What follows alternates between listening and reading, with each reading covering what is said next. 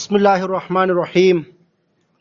അസ്സലാത്തു വസ്സലാമു അലാ റസൂലിൽ അമീൻ വഅലാ ആലിഹി വസ്വഹ്ബിഹി അജ്മഈൻ. അമ്മാ ബഅദ്. അസ്സലാമു അലൈക്കും വറഹ്മത്തുള്ളാഹി വബറകാതുഹു. സൂറ നൂഹിന്റെ 20 വരെയുള്ള ആയത്തുകളാണ് നമ്മൾ കഴിഞ്ഞ ക്ലാസ് വരെ പഠിച്ചത്. നൂഹ് നബി അലൈഹിസ്സലാം അദ്ദേഹത്തിന്റെ സമൂഹത്തോട് നടത്തിയ പ്രബോധനവും ആ സമൂഹത്തിൽ നിന്ന് അദ്ദേഹത്തിന് കിട്ടിയ പ്രതികരണവും അതിനുശേഷം ആ തണുത്ത പ്രതികരണത്തിന്റെ ഫലമായി അല്ലാഹു സുബ്ഹാനഹു തആലയോട് അദ്ദേഹത്തിന്റെ പരിഭവവും ആവലാദികളുമാണ് ഈ കുറെ ഭാഗങ്ങളായി ഇപ്പോൾ നമ്മൾ പഠിച്ചുകൊണ്ട് വന്നിരിക്കുന്നത്. അതിന്റെ ഭാഗം തന്നെയാണ് ഈ പറയുന്ന സൂറത്ത് മുഴുവനും. നേരത്തെ നമ്മൾ പറഞ്ഞതുപോലെ നൂഹ് നബി അലൈഹി സ്വലാമിന്റെ എങ്ങനെയാണ് അദ്ദേഹം പ്രബോധനം നടത്തിയത്, എന്താണ് അദ്ദേഹം പറഞ്ഞത്, ആ പറഞ്ഞതിന് അദ്ദേഹത്തിന്റെ സൊസൈറ്റി എങ്ങനെയാണ് പ്രതികരിച്ചത്, ആ ഇത്രയും നൂറ്റാണ്ടുകളോളം, അക്ഷരാർത്ഥത്തിൽ നൂറ്റാണ്ടുകളോളം പ്രബോധനം നടത്തിയ നൂഹ് നബി അലൈഹി സ്വലാം പിന്നീട് എങ്ങനെയാണ് മനം നൊന്ത് അല്ലാഹു സുബ്ഹാനഹു തആലയോട് ഇവരുടെ ഈ പ്രതികരണത്തെ കണ്ടത്, അള്ളാഹുവിനോട് ആവലാതി പറഞ്ഞത് എന്നൊക്കെ വിശദീകരിക്കുന്ന ഭാഗമാണ് ഈ സൂറത്തിൽ ആകമാനമുള്ളത്. അതാണ് 21-ാമത്തെ ആയത്തിലും അതിന്റെ ആ ഒരു നേരത്തെ പറഞ്ഞത് അവരെങ്ങനെയാണ് സമീപിച്ചത് എന്നാണ് പറഞ്ഞതെങ്കിൽ ഈ ആയത്ത് മുതൽ പ്രധാനമായും സംസാരിക്കുന്നത് നൂഹ് നബി അലൈഹിസ്സലാമിന്റെ പ്രാർത്ഥനയാണ്. പടച്ചവനെ, ഈ പറയുന്ന സൊസൈറ്റിയെ അള്ളാഹു എങ്ങനെയാണ് അവരെ സമീപിക്കേണ്ടത് എന്ന് ഇദ്ദേഹം അങ്ങോട്ട് ആവശ്യപ്പെടുകയാണ് ഇനിയുള്ള ആയത്തുകളിലുള്ളത്. അത് അല്ലാഹു സുബ്ഹാനഹു വതആല പറയുന്നു, നൂഹ് നബി അലൈഹി സ്വലാം പറഞ്ഞതായിട്ട്, ഖാല നൂഹ് നബി അലൈഹി സ്വലാം പറഞ്ഞു, റബ്ബി ഇന്നഹും അസൗനി, എന്റെ റബ്ബി എന്ന് പറയുമ്പോൾ റബ്ബി എന്നുള്ളതുണ്ട്. അത് ആ ഒരു അറബി ഒരു ഖുർആന്റെ ഒരു സ്റ്റൈലാണ്. അതുകൊണ്ട് റബ്ബി, എന്റെ റബ്ബേ, ഇന്നഹും തീർച്ചയായും അവർ, അസൗനി, എന്ന് വെച്ചാൽ ധിഖരിച്ചു എന്നാണ്, അവരെന്നെ ധിഖരിച്ചിരിക്കുന്നു. വത്തബഉ മല്ലം യസിദുഹു മാലുഹു വ വലദുഹു ഇല്ലാ ഖസാറ. ഇതിന്റെ ആയത്ത് നോക്കുക. വത്തബഉ അവർ പിൻപറ്റുകയും ചെയ്തു, മല്ലം യസിദുഹു മാലുഹു വ വലദുഹു ഇല്ലാ ഖസാറ.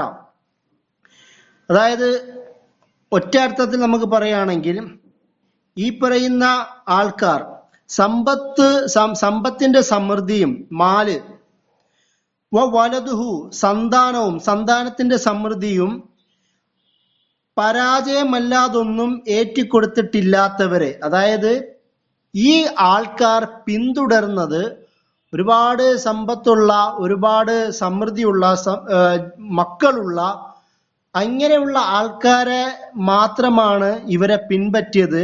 ഇവർക്ക് എന്താണ് ലഭിച്ചത്? ഇല്ല ഖസാറ, പരാജയം മാത്രമാണ് ഇവർക്ക് ലഭിച്ചത്. അതായത് അല്ലാഹു സുബ്ഹാനഹു വ തആല പറയണത്, നൂഹ് നബി അലൈഹി സ്വലാം പറഞ്ഞതായിട്ട്, സന്താനത്തിന്റെയും അതുപോലെ തന്നെ സമ്പത്തിന്റെയും സമൃദ്ധിയുള്ള എന്നാൽ സ്വന്തമായി പരാജയം മാത്രമുള്ള ആൾക്കാരെ മാത്രമാണ് ഇവർ അനുധാവനം ചെയ്തത്, പിൻപറ്റിയത്, എന്നെ അല്ല എന്നാണ് അല്ലാഹു സുബ്ഹാനഹു വ തആലയോട് നൂഹ് നബി അലൈഹി സ്വലാം പറയുന്നത്.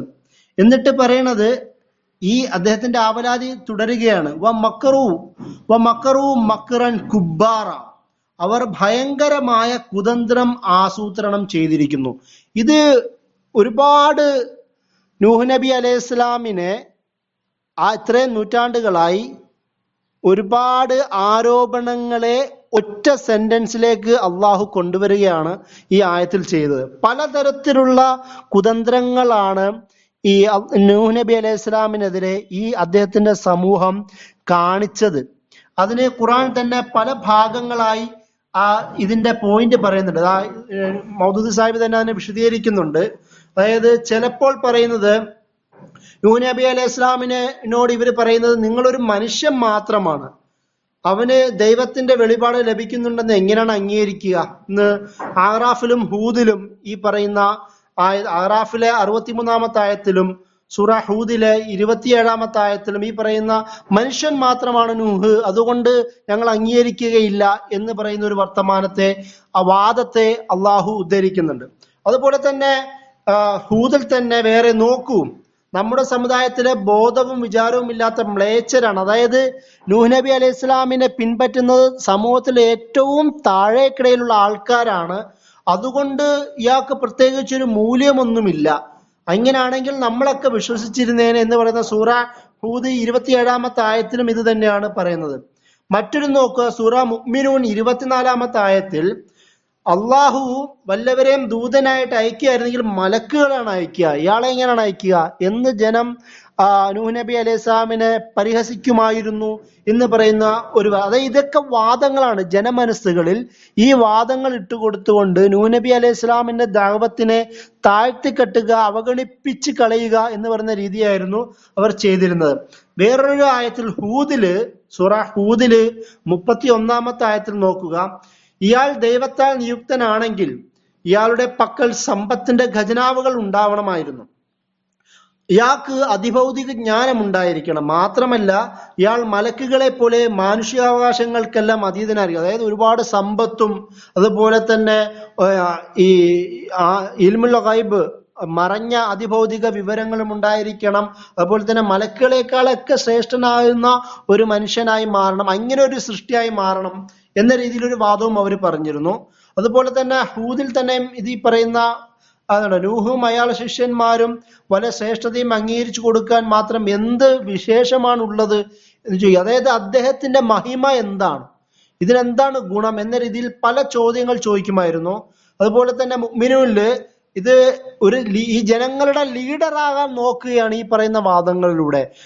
അള്ളാഹുവിന്റെ സത്യമാർഗം ജനങ്ങൾക്ക് പഠിപ്പിച്ചു കൊടുക്കാൻ ശ്രമിക്കുന്ന നൂഹ് നബി അലൈഹി ഇസ്ലാമിനെ അവര് പറയണത് ഇതൊരു നേതാവാകാൻ ഉള്ള ശ്രമം മാത്രമാണ് എന്ന് പറഞ്ഞ് തള്ളിക്കളയുമായിരുന്നു. അതുപോലെ തന്നെ വേറൊരു ആയത്തിൽ മുഅ്മിനിൽ തന്നെയും വേറൊരു ആയത്തിൽ പറയുന്നത് ഇത് ഒരു ജിന്ന് ബാധിച്ച ഭ്രാന്തനായ ഒരാളായിട്ടാണ് വേറെ ഭാഗത്തിലും അദ്ദേഹത്തിന്റെ സമൂഹത്തിലെ ഈ മേലേൽക്കിടയിലുള്ള അല്ലെങ്കിൽ ധിക്കാരികളായ ആൾക്കാർ നൂഹ് നബി അലൈഹി സ്വലാമിനെ കണ്ടത് എന്ന് പറയുന്ന പോയിന്റുകളുടെ ഒരു ചുരുക്ക രൂപമാണ് മക്കറു മക്റൻ കുബ്ബാറ.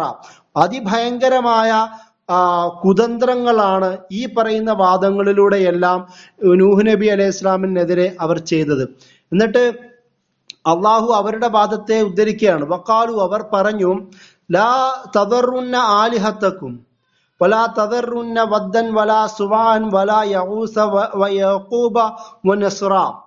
അതായത് ഈ പറയുന്ന സമൂഹം അവരുടെ ജനങ്ങളോട് പറയുകയാണ്, നിങ്ങൾ നിങ്ങളുടെ ഇലാഹുകളെ, ഇലാഹിന്റെ പ്ലൂരലാണ് ആലിഹത്ത്, നിങ്ങൾ നിങ്ങളുടെ ഇലാഹുകളെ ഉപേക്ഷിക്കരുത്.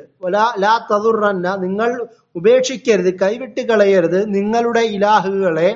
വലാ തദുറന്ന, എന്നിട്ട് പറയണത് അവർക്കിടയിൽ അന്ന് ഉണ്ടായിരുന്ന ഒരുപാട് ദൈവങ്ങളുടെ മൂർത്തികളുടെ പേരുകൾ എടുത്ത് പറഞ്ഞുകൊണ്ട് വദ്ദും സുവാവും യൗസ് യൗക്ക് നസ്ർ അടക്കമുള്ള ഒരുപാട് മൂർത്തി വിഗ്രഹങ്ങളുടെ പേരെടുത്ത് പറഞ്ഞുകൊണ്ട് ഇങ്ങനെ അദ്ദേഹത്തിന്റെ സമൂഹം ജനങ്ങളോട് ആവശ്യപ്പെടുമായിരുന്നു.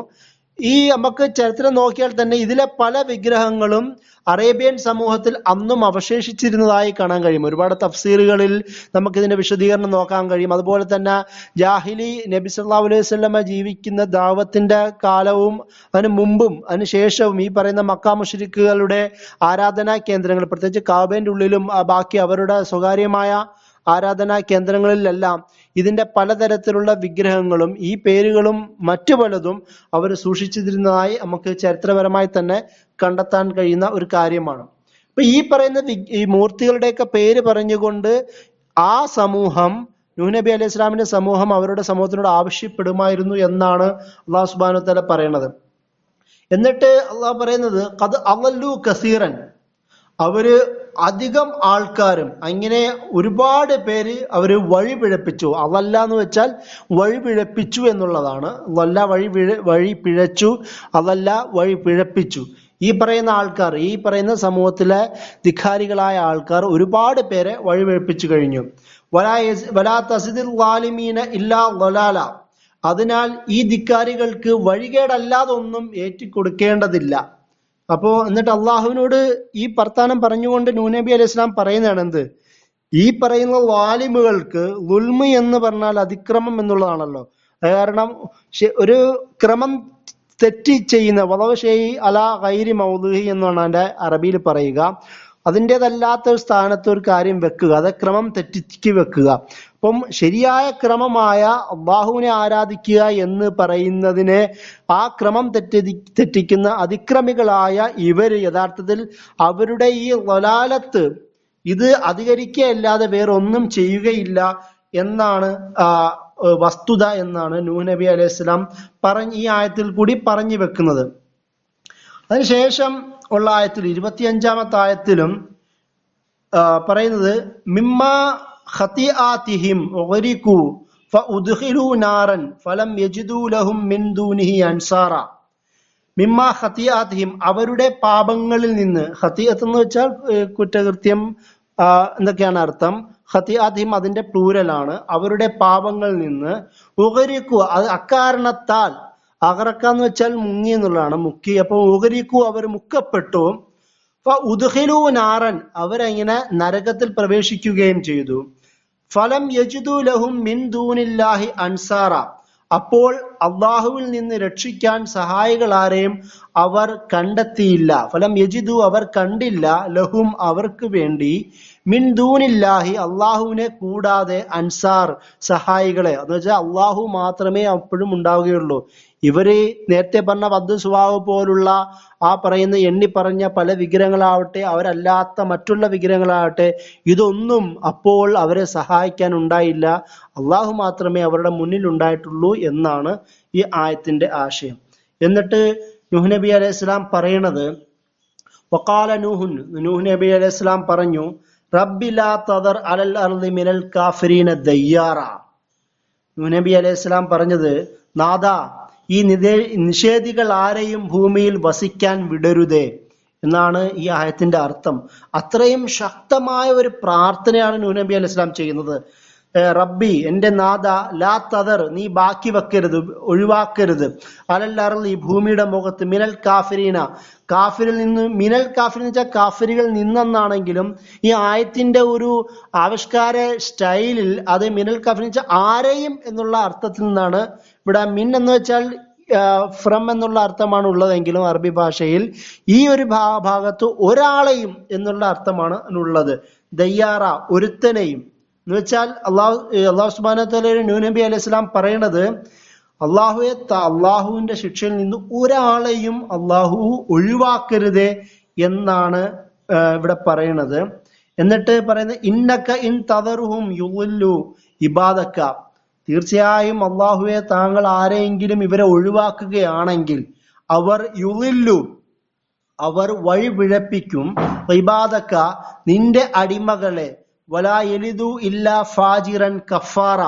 എന്നിട്ട് പറയണത്, ഇവർക്കിടയിൽ ഇനി ഒരു തരത്തിലുള്ള നല്ല ആൾക്കാരും ജനിക്കുകയില്ല എന്ന് പോലും നൂഹ് നബി അലൈഹി സ്വലാം പറയാണ്.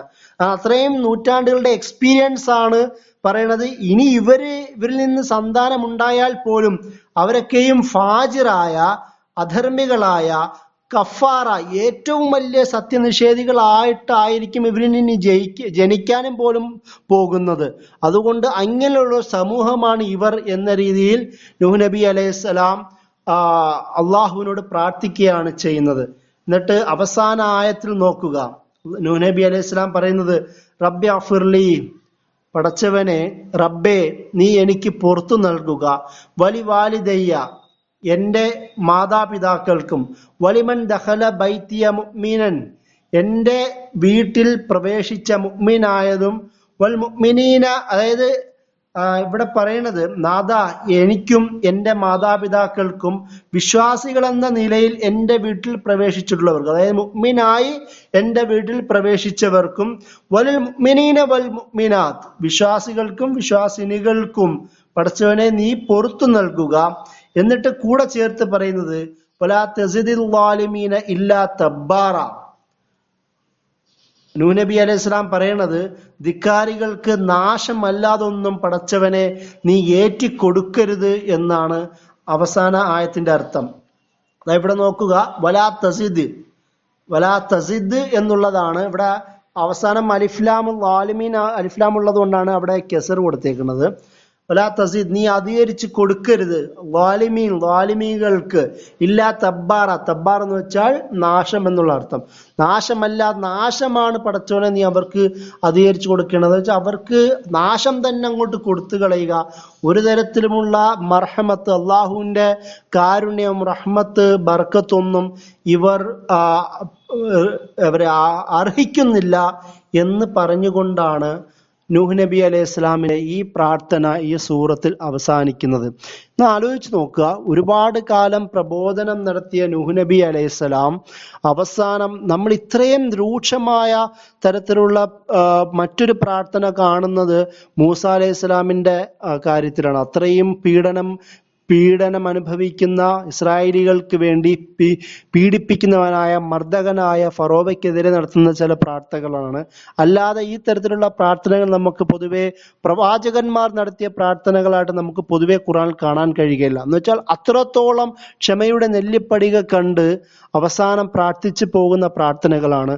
സ്വാഭാവികമായും നൂഹ് നബി അലൈഹി ഇസ്ലാം ഇത്രയും കാലം പ്രബോധനം നടത്തിയിട്ട് അവസാനം പ്രാർത്ഥിക്കുന്ന പ്രാർത്ഥന എന്തുകൊണ്ടാണ് അവശേഷിപ്പിച്ചത് എന്ന് വെച്ചാൽ, നബി സല്ലല്ലാഹു അലൈഹി വസല്ലം വെറും 23 വർഷം കൊണ്ട് നടത്തിയ വിപ്ലവം ഇത്രയും നൂറ്റാണ്ടുകൾ കൊണ്ടും നൂഹ് നബി അലൈഹി ഇസ്ലാമിന് കഴിഞ്ഞില്ല എന്നതാണ്. എന്ന് വെച്ചാൽ ആ ഒരു വിജയം, എന്ന് വെച്ചാൽ ഭൗതികമായ ഒരു വിജയം നൂഹ് നബി അലൈഹി ഇസ്ലാമിന് കഴിഞ്ഞില്ല. ആ ഒരു അദ്ദേഹത്തിന്റെ മാനസിക ഒരു അവസ്ഥയാണ് ഈ പ്രാർത്ഥനകളിൽ കൂടി കാണാൻ കഴിയുന്നത്. ഒരു പക്ഷേ ഇതിൽ നിന്ന് മുഹമ്മദ് നബി അലൈഹി സ്വലാമിനെ അള്ളാഹു സുബ്ഹാനഹു വ തആല ആശ്വസിപ്പിക്കുന്നത്, ഇതൊക്കെ തന്നെയാണെങ്കിലും ഒരുപാട് പേർ അള്ളാഹുവിന്റെ ഹിദായത്ത് നബി സല്ലല്ലാഹു അലൈഹി വസല്ലമയിൽ കൂടി കിട്ടുന്നുണ്ട് എന്നുള്ളതാണ് നബിയുടെ ഒരു പശ്ചാത്തലം തന്നെയും നമ്മൾ അദ്ദേഹത്തിന്റെ ചരിത്രം നോക്കുമ്പോൾ തന്നെ നമുക്ക് കാണാൻ കഴിയുന്നത്. അപ്പോ ക്ഷമ ഒരു വലിയ പ്രധാനപ്പെട്ട കാര്യമാണ്. ദഅവത്തിന്റെ ഇത്രയും അവസാന കാലത്താണ് ഈ പ്രബോധനം നടത്തുന്നത്. അതുകൊണ്ടാവണം നബി സല്ലല്ലാഹു അലൈഹി വസല്ലമയുടെ ജീവിതത്തിന്റെ പല ഘട്ടങ്ങളിലും തായിഫിലെ പീഡനം അനുഭവിക്കുമ്പോഴും അബൂജഹലിനെ പോലുള്ള അബൂലഹബിനെ പോലുള്ള ശക്തരായ എതിരാളികൾ ദുഷ്ടന്മാർ പീഡിപ്പിക്കുമ്പോഴും ശാരീരികമായി പീഡിപ്പിക്കുമ്പോൾ പോലും നബി സല്ലല്ലാഹു അലൈഹി വസല്ലമയുടെ ഈ തരത്തിലുള്ള പ്രാർത്ഥനകൾ നമുക്ക് പൊതുവെ കാണാൻ കഴിയുകയില്ല. വളരെ അപൂർവം ചില സന്ദർഭങ്ങൾ മാത്രമാണ് നബി അങ്ങനെ ശത്രുക്കൾക്കെതിരെ പൊതുവെ പ്രാർത്ഥിക്കുന്നത്. എന്നാൽ പോലും ഈ ജിബ്രീൽ അലൈഹിസ്സലാമിന്റെ ആ സംഭവം കൂടി നമുക്കറിയാം. താഫിൽ നിന്ന് വന്ന് അവിടെ ക്ഷീണിതനായി ഇരിക്കുമ്പോൾ ജിബ്രീൽ അലൈഹിസ്സലാം ചോദിക്കുന്നുണ്ട്, ഞാൻ ഈ മലകൾ ചേർത്ത് നശിപ്പിക്കട്ടെ എന്ന് ചോദിക്കുമ്പോൾ ജിബ്രീൽ അലൈഹിസ്സലാമിനോട് നബി സല്ലല്ലാഹു അലൈഹി വസല്ലമ പറയുന്നത്, അവരെ വിട്ടേക്കൂ, അവർക്കൊന്നും അറിയാത്തവരാണ്, സത്യം അറിയാത്തവരാണ്, അവരെ വിട്ടേക്കൂ എന്ന് പറഞ്ഞുകൊണ്ടാണ് ആ ശിക്ഷയെ നബി സല്ലല്ലാഹു അലൈഹി വസല്ലമ ഒഴിവാക്കുകയാണ് ചെയ്യുന്നത്. അപ്പം ഈ തരത്തിലുള്ള സംഭവങ്ങൾ നമുക്ക് നബിയുടെ ജീവിതത്തിലും കാണാൻ കഴിയും. ഇപ്പൊ നബി സല്ലല്ലാഹു അലൈഹി വസല്ലമയുടെ ക്ഷമ, അദ്ദേഹം എത്രത്തോളമാണ് ഈ കാര്യങ്ങളെ ഈ ആയത്തുകളിൽ നിന്ന് ഉൾക്കൊണ്ടതും ജീവിതത്തിൽ പാലിച്ചതെന്നും നമുക്ക് ഈ സൂറത്തിലൂടെ പഠിക്കാൻ പറ്റുന്ന സംഭവമാണ്. നൂഹ് നബി അലൈഹി ഇസ്ലാം നേരിട്ട അതേ പശ്ചാത്തലം തന്നെയും ഈ പറയുന്ന ബഹുദേവാരാധനയാവട്ടെ, സമൂഹത്തിലെ മേൽത്തട്ട് കീഴ്ത്തട്ട് വ്യത്യാസങ്ങളാവട്ടെ, അതുപോലെ തന്നെ അപമാന ക്ഷതങ്ങളാവട്ടെ, ഇതെല്ലാം നൂഹ് നബി അലൈഹി ഇസ്ലാം ഏറ്റതുപോലെയും മുഹമ്മദ് നബി സല്ലല്ലാഹു അലൈഹി വസല്ലമ ഏറ്റതായിട്ട് നമുക്ക് ചരിത്രത്തിൽ കാണാൻ കഴിയും. അപ്പോ നിരന്തരമുള്ള അള്ളാഹുവിന്റെ ആശ്വാസം നബി സല്ലല്ലാഹു അലൈഹി വസല്ലമയ്ക്ക് അദ്ദേഹത്തിന്റെ മാർഗത്തിൽ, സത്യമാർഗത്തിൽ വളരെ സ്ഥൈര്യത്തോടുകൂടി സ്ഥിരതയോടുകൂടി നിലനിൽക്കാൻ കഴിഞ്ഞു എന്നുള്ളതാണ്. ആ ആവേശവും ഈ പറയുന്ന ആദർശവും വികാരവും വിചാരവും നമ്മളിലേക്ക് പകർത്തി തരികയാണ് സൂറത്ത് നൂഹ് യഥാർത്ഥത്തിൽ ചെയ്യുന്നത്. വാഖിറു ദഅ്വാനാ അൽഹംദുലില്ലാഹി റബ്ബിൽ ആലമീൻ. അസ്സലാമു അലൈക്കും.